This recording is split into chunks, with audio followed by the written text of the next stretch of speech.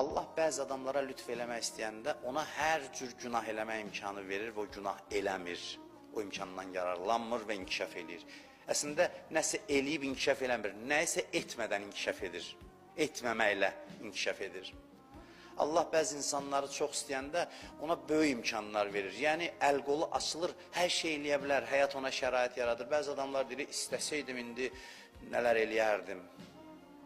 Yəni, Allah bəzən şərait yaradır ki, eləməyəsən.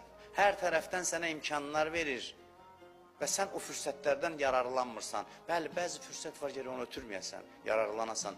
Amma bəzi fürsətlər elə zaten buna görə verirlər ki, fürsət verirəm, amma eləmə. Bu fürsətdən istifadə etmə. Qazanmaq fürsəti vermişəm, amma bu yolla qazanmam. İnkişaf eləmək, işdə qabağa getmək imkanı vermişəm, dil qabiliyyəti vermişəm, amma gedib kiməsə yaltaqlanmaqla inkişaf eləmə.